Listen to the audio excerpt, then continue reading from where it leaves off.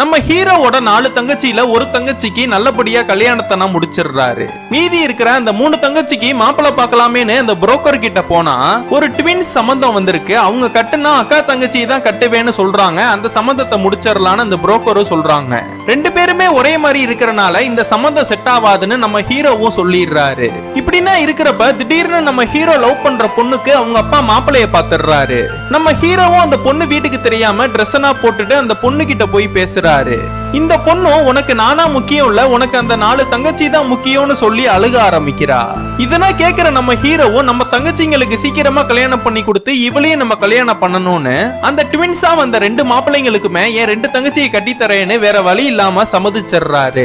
ஆனா இந்த 2 மாப்பிள்ளையோட அம்மா அப்பா மெண்டல் மாதிரி பேசுறாங்க, மெண்டல் மாதிரி பண்றாங்க. இது எல்லாத்தையுமே நம்ம ஹீரோவோட தங்கச்சியும் நோட் பண்றாங்க. இதெல்லாம் நம்ம ஹீரோவும் பார்த்துட்டு ஒருவேளை இந்த 2 மாப்பிள்ளையும் நம்ம தங்கச்சி பிடிக்கலன்னு சொல்லிட்டாங்கன்னா என்ன பண்றதுன்னு மாப்பிள்ளை வீட்டுக்காரங்க கிட்ட ஓகே சொல்லிட்டு அவசரமா வழி அனுப்பி வச்சிடுறாரு. அப்படியே லவ் பண்ற பொண்ணு வீட்டுக்கு ஓடி வந்து என் 2 தங்கச்சிங்களுக்குமே மாப்பிள்ளை பார்த்து வச்சுட்டு இன்னும் கொஞ்ச நாள்ல கல்யாணம் வச்சிருவேன்னு சொல்றாரு. அப்ப மீதி இருக்கிற கடைசி தங்கச்சிக்கு மாப்பிள்ளை எங்கடா பாப்பா மரத்திலேயே காய்க்கணும் லவ் பண்ற அந்த பொண்ணோட அப்பாவும் சொல்றாரு. நம்ம ஹீரோவோட கூட இருக்கிறவனும் எங்க அண்ணன் கிட்னியை வித்தாவாச்சு அந்த தங்கச்சியை கட்டி கொடுத்துருவாங்கன்னு சொல்றான். நம்ம ஹீரோவோ தங்கச்சிங்கள் கிட்ட நான் கொஞ்ச நாள் வரமாட்டேன், நான் ஒரு வேலை விஷயமா வெளியூர் போறேன்னு சொல்லிட்டு கிளம்புறாரு. பார்த்தா நிஜமாலே இவரு தன்னோட தங்கச்சிங்களோட கல்யாணத்தை நடத்தணும்னு தன்னோட கிட்னியனா வித்து பணத்தை வாங்கலான்னு போவாரு. அந்த ஆபரேஷன் நல்லபடியா முடிச்சிட்டு வலியனா தாங்கிட்டு அப்படியே வீட்டுக்கு வராரு. பார்த்தா அடுத்த நாள் ரக்ஷா பந்தன். அப்ப நம்ம ஹீரோக்கு ஒரு கால் வருது. காயத்ரின்னு கத்திட்டு போனா கீழே போட்டு கதறி அழுதுட்டு பயங்கர ஸ்பீடா ஓடுறாரு. என்னன்னு பார்த்தா கட்டி கொடுத்த முத தங்கச்சி சூசைட் பண்ணி இறந்தே போயிருப்பா.